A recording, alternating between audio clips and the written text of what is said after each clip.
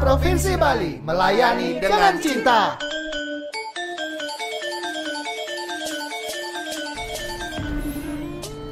Halo sahabat bahasa, kita bertemu lagi dalam program Subasita, Suara Bahasa dan Sastra untuk kita. Program yang digagas oleh Balai Bahasa Provinsi Bali untuk berbagi informasi tentang bahasa dan sastra, juga hal yang berkenaan dengan literasi dan pemuda tentunya. Dan Subasita kali ini disiarkan melalui studio Subasita Balai Bahasa Provinsi Bali. Sahabat bahasa, untuk episode Subasita kali ini narasumber tamu yang kami undang adalah seorang anak muda yang berkiprah di dunia perbahasaan, berkiprah di dunia literasi. Beliau adalah Gede Made Cahya Trisna Pratama. Betul ya? Kalau saya memanggil Cahya. Iya. Ya, benar. Cahya ya. Cahya, terima kasih sudah hadir di studio. Terima kasih. Kita janjiannya sudah dari lama ya. Benar. Mencari waktu untuk bertemu itu yang agak susah ya, karena kadang-kadang Cahya yang tidak bisa waktunya. Kalau Cahya bisa, kebetulan saya tidak ada di kantor gitu ya. Betul. Iya. Dan hari ini Cahya datang ke balai dan langsung bisa ke studio. Ya. Akhirnya. Cahya, bagaimana kabar hari ini, Cahya? Kabar baik, Paman. Baik ya, dan selalu baik. Harus selalu baik. Harus selalu baik. Ya, begitu ya. Nah, Cahya ini adalah, yang saya tahu, Cahya adalah duta bahasa nasional, duta bahasa Provinsi Bali, begitu ya. Betul. Tahun berapa ya itu ya? Duta Bahasa Provinsi Bali tahun 2018, Pak. Ya, langsung ke nasional tahun yang sama ya. Di tahun yang sama. Baik. Yang saya tahu kan Cahya hanya duta bahasa, itu yang saya tahu ya. Selain itu, kegiatan-kegiatan yang Cahya ikuti, karena saya tahu Cahya ini salah satu, waktu jadi duta bahasa kan masih mahasiswa ya? Masih mahasiswa. Masih mahasiswa waktu itu, mahasiswa pendidikan dokter di Universitas Udayana gitu ya. Betul. Kegiatan selain duta bahasa yang Cahya ikuti apa, Cahya? Jadi pada tahun yang sama, Pak Man, setelah Cahya berangkat ke tingkat nasional, setelah itu atas izin dari organisasi Paguyuban Duta Bahasa juga, Cahya mengikuti pemilihan ajang lainnya, yakni pemilihan Jegek Bagus Kabupaten Tabanan pada saat itu. Duta wisata ya. Duta wisata. Kemudian terpilih di kabupaten untuk maju ke tingkat provinsi, dan pada tahun 2019 terpilih sebagai Bagus Bali pada saat itu. Setelah itu lebih fokus ke pendidikan, Pak Man, dan saat ini sudah selesai seluruh pendidikannya, dan kegiatan utamanya adalah sebagai dokter internship saat ini, Pak Man, di salah satu rumah sakit dan puskesmas di Kabupaten Tabanan. Selain tadi duta wisata, duta kampus juga kan? Duta kampus juga. Ya, duta kampus juga. Jadi sebelum duta bahasa itu, Pak Man, itu sebelum duta bahasa? Sebelum duta bahasa. Saya awalnya mengikuti kegiatan ajang pemilihan seperti itu dari tingkat universitas, Pak Man. Jadi mewakili Fakultas Kedokteran di pemilihan Jegek Bagus Udayana pada saat itu. Setelah itu baru mendapatkan informasi bahwa ada pemilihan duta bahasa dan tertarik akhirnya untuk ikut. Oke. Nah, itu kan kegiatan-kegiatan yang dalam bentuk kompetisi pemilihan duta begitu. Betul. Kalau kegiatan-kegiatan yang dalam konteks perkumpulan ilmiah begitu juga Cahya ini ya? Kebetulan pada saat berkuliah dulu Cahya mengikuti kegiatan organisasi, Pak Man. Kalau di Fakultas Kedokteran disebut dengan Badan Semi Otonom Kelompok Ilmiah Hipokrates. Hipokrates. Betul. Hipokrates itu nama yang Bapak kedokteran. Oh iya. Dan nama kegiatan mahasiswa yang sudah terkenal sekali ya kalau Hipokrates ya. Betul. Udayana. Ya, itu kegiatan apa tuh? Jadi di kelompok ilmiah Hipokrates itu mewadahi mahasiswa yang tertarik dalam bidang keilmiahan, Pak Man. Dan itu tidak hanya terbatas pada karya tulis ilmiah saja, tapi juga terkait dengan poster ilmiah, esai ilmiah populer, dan bentuk-bentuk karya lainnya yang digunakan mahasiswa untuk menuangkan pemikiran mereka dan membuat karya yang bisa dilombakan nantinya ataupun dipublikasikan seperti itu, Pak. Nah, sekarang kembali ke duta bahasa itu. Duta bahasa, mungkin secara awam duta bahasa itu adalah orang yang berkecimpung di dunia bahasa, begitu ya. Yeah, secara umum ya, orang umum melihat begitu. Tapi Cahya ternyata di kesehatan, tapi juga terjunnya di duta bahasa. Menurut Cahya itu hubungan antara duta bahasa begitu, orang bahasa dengan kedokteran itu gimana sih? Erat sekali, Pak Man, menurut Cahya pribadi. Bahkan mungkin bukan hanya di bidang kedokteran saja, di bidang apapun bahasa itu memang menjadi suatu modal yang penting untuk kemajuan kita seperti itu, Pak Man. Terkhusus untuk bidang kesehatan, saya ingat sekali bahwa pertama kali masuk ke Fakultas Kedokteran itu diajarkan bahwa dalam menentukan diagnosis pasien, Pak Man, 80% itu bisa ditentukan dari anamnesis namanya. Anamnesis itu adalah wawancara kita di awal. Benar, sebelum melakukan pemeriksaan fisik, pemeriksaan penunjang, dan lain sebagainya untuk menentukan penyakit apa yang kita hadapi, dari wawancara awal itu kita sudah bisa mengarahkan. Di sana menurut saya yang penting, kemampuan bahasa kita untuk bisa memperoleh pemikiran yang sama antara dokter dengan pasien. Itu. Betul. Makanya kalau kita berobat begitu misalnya si dokter biasanya nanya macam-macam itu ya. Itu betul. yang bentuknya itu adalah anamnesisnya, Pak Man. Wawancara awal, wawancara kesehatan. Dan ternyata itu juga menentukan entah itu diagnosisnya, entah tindakan selanjutnya seperti apa. Benar gitu sekali, ya. Pak Man. Itu yang pertama sekali dilakukan. Jadi dari sana kita sudah bisa mengarahkan, oh pasien ini ke arah penyakit A atau penyakit B. Jadi kita harus melakukan pemeriksaan fisik yang mana saja dan melakukan pemeriksaan penunjang yang mana saja supaya tidak terlalu banyak menggunakan sumber daya dan lain sebagainya. Pasien juga bisa lebih ekonomis dalam memperoleh tindakan kesehatan, tidak berlebihan. Itu ditentukan dari informasi yang kita dapatkan di awal. Di sana penting sekali menurut saya bahasa itu ya. Benar. Nah, itu antara si pasien dengan si dokter begitu ya. Iya, betul. Antara dokter dan ke dokter lainnya itu juga sepertinya nggak penting ya, Cahya? Benar sekali, Pak Man. Karena sering sekali disebutkan kedokteran itu seni, Pak Man. Selalu dosen pengajar Cahya selalu mengajarkan seperti itu. Karena dalam menangani pasien kita tidak bisa hanya melihat dari satu sisi saja. Dan seringkali kita juga perlu diskusi dengan teman-teman sejawat lainnya untuk mendapatkan pemikiran yang lain. Nah, di sana juga penting sekali bagaimana kita bisa membahasakan apa yang kita temukan, bagaimana teman lain bisa menyuarakan pendapat mereka supaya bisa saling memahami dan saling mengisi. Nah, kan Cahya dari Duta Bahasa memahami jadinya pentingnya bahasa dalam berkomunikasi di dunia kedokteran itu. Kalau di kampus sendiri ada mata kuliah berkaitan dengan bahasa itu enggak?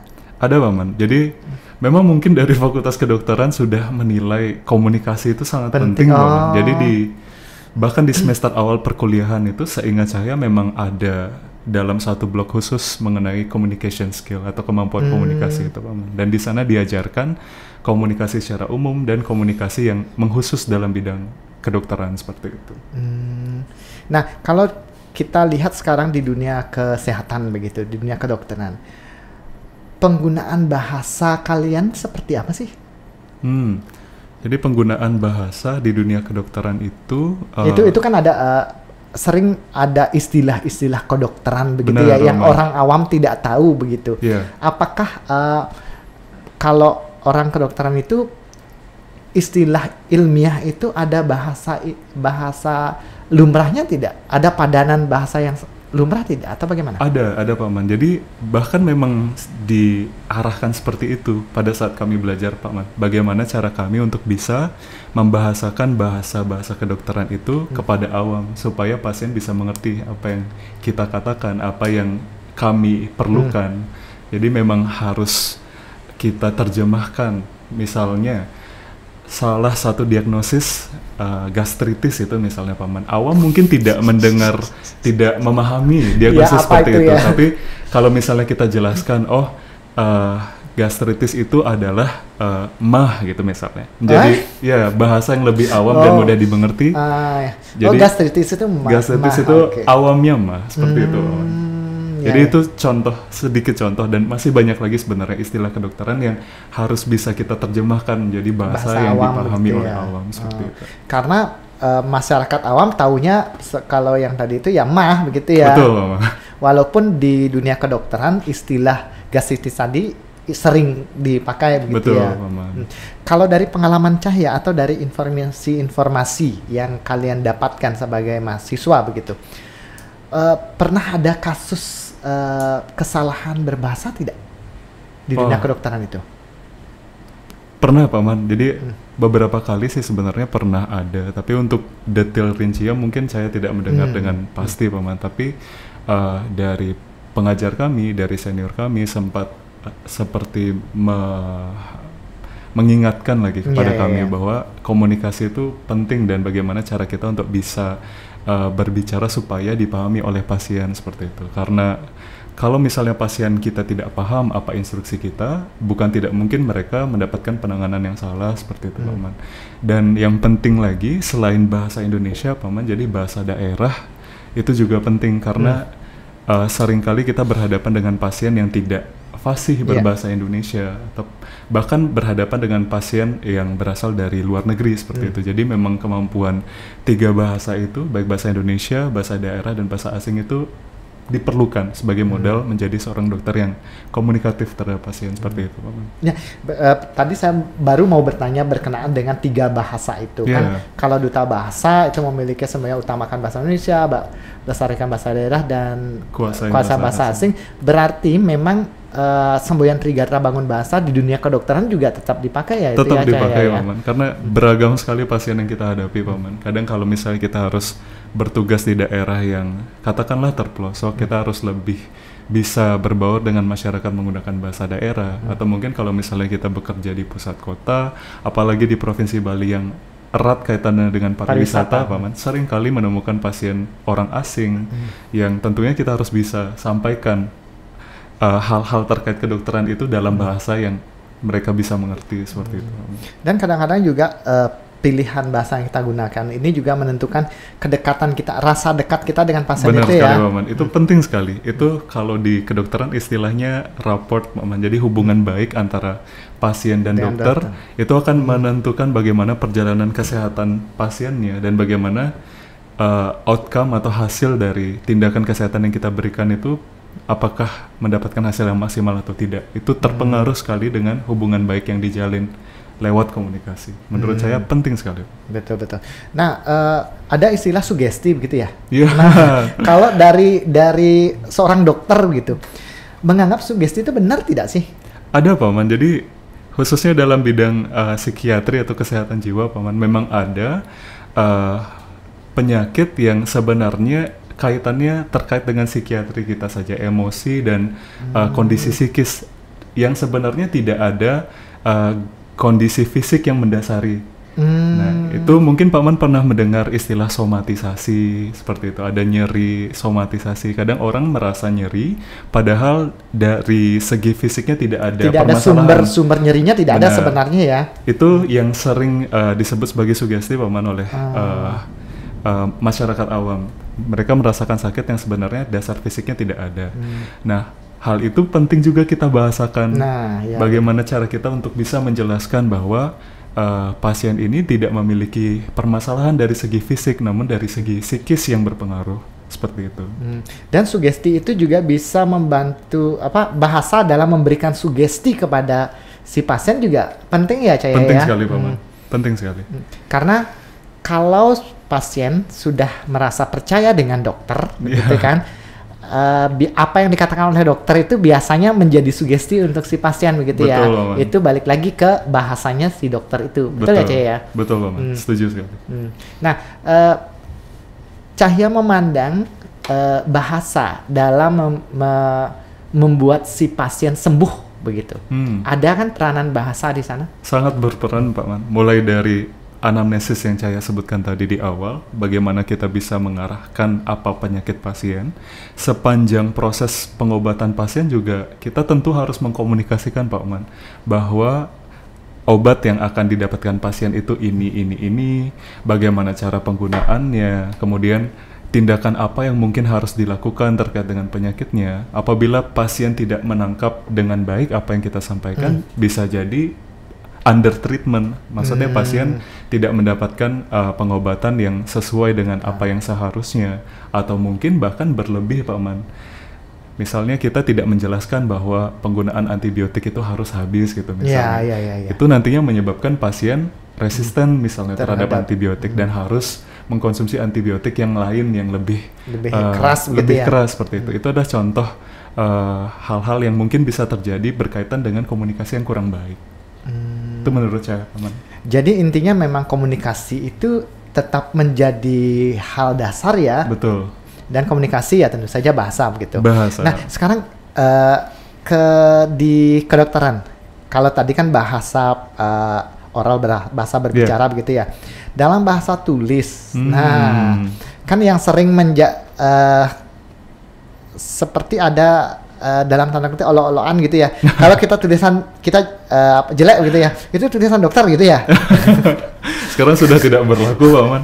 Karena kami diharuskan untuk bisa membuat tulisan yang dibaca minimal oleh 2 orang, Pak Man. Jadi nah, saya potong ya. Iya, Pak Man.